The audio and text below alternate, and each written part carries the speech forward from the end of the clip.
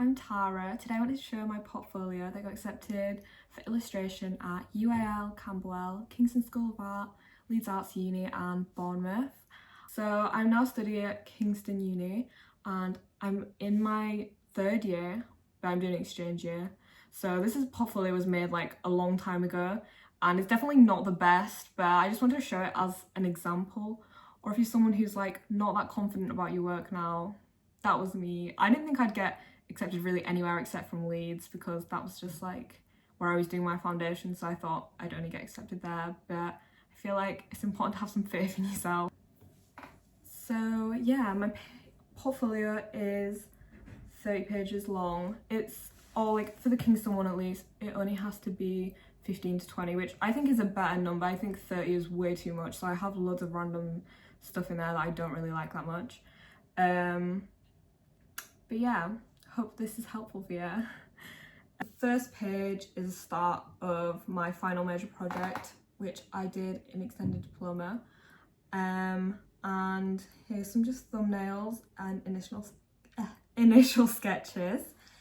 Then I have some photography, which I then drew in oil pastel and then made into like plasticine models.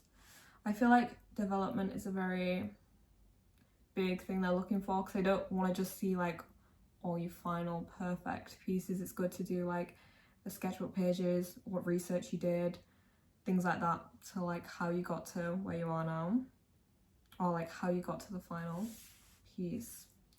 Next is an artist research page, which I think again because it was too long, I had too much stuff to fill up. I did a full page for this, but yeah, if your portfolio is less than that, you don't need to. This was my plan for the final piece, and I just have some little notes and then like a zoom in of my drawings. I quite liked it, and this was the final. I did have a video of this which I didn't include in my portfolio, but I think if you have big pieces like this, it's really good to include videos because you can just see a lot more in your pictures. Just in general, like I only had like one like moving image in mind, but if you have more you can include that, and I think they do like it. I don't know, it feels like it's becoming more of a thing in illustration, and especially the Kingston one is an illustration animation course, so it's good to include moving image.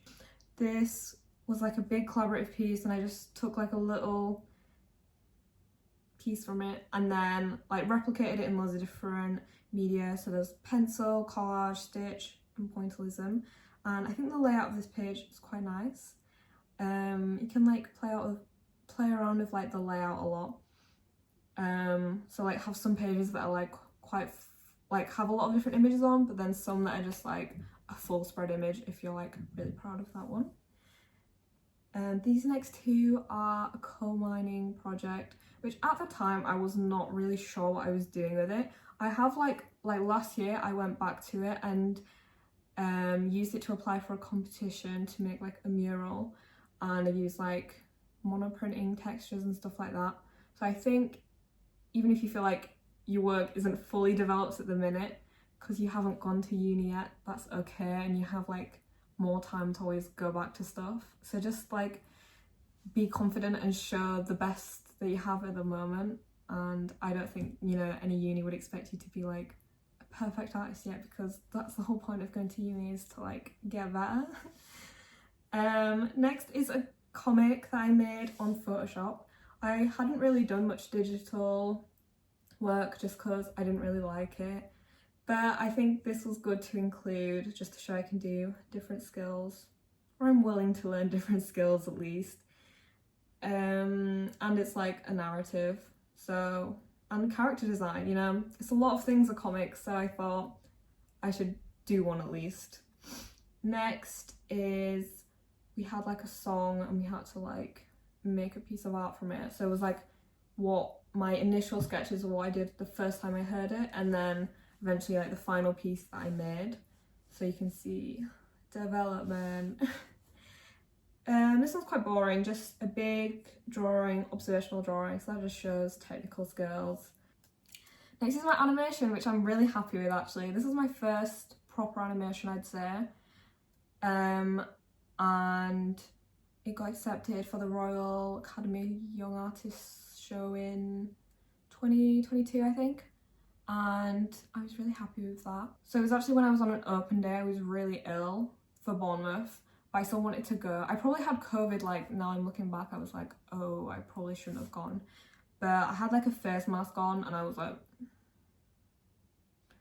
and I also really liked BoJack Horseman at the time, and I was, if you've seen like the intro scene, I was kind of thinking of that. I don't know, I just combined them together. Also, I think animation pages look good when you do like a lot of different screenshots from different parts of the video, because this animation there wasn't much movement, but if you had something that like moved around a lot more, I think it's good to show like different parts of the video. This was like a project where we had to observe a place, so I chose the Kitty Cafe. So just some sketchbook pages and then a collage I made from it. Then is a project we had to make a poster, and I think it's good to include like a visualization. So this is like a shop window, like what my work could look like, or like how it would look in context. Some quick life drawings with a pen, like a brush pen. Some sketches of churches I saw in books and online, and then pictures that I took in person of a church that was close to me, the drawing of it, and then I turned this into a lino print. And I went for a Bournemouth interview in person, and the tutor really liked this piece in particular. Said it felt like a memory because of all the wiggly lines around it, and he was like really asking me like about my thought process, but I was like, I don't know, I just did it. But he seemed to like it, which is great. This painting I like. I would say another top tip is to just photograph everything really well. Because like I'm on an exchange year now, and like I don't have any of the work for me. I only have these pictures, and like some of them aren't that good. So just in the moment, just not even just for portfolio, I think it's really important to like document your work well all the time. Next is in St Ives, which is where my dad's from. Some photography, because all the houses and streets are like pretty old, and I don't know, it just has a good vibe, so I try to show that. I'd say it's like quite small and like very hilly and like up and down, which I like. So yeah, I tried to show that, and I did it on brown paper too. Next, I mean, at the time I used to love just drawing like pretty girls like this and like fine liner, Copic markers. Yeah, I think they're good technically, but again, not much like personality. I don't think it says much about me as an artist or what I'm interested in. So yeah, I guess it's about like being unique, or what makes you unique as an artist. I think that's very important. Then my final page was me with crazy makeup, and then drawings of me with the crazy makeup on, which I don't know, it's kind of funny. So that's my final page, and that's it.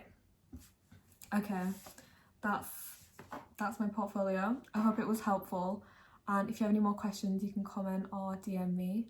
And thank you so much for watching. Bye!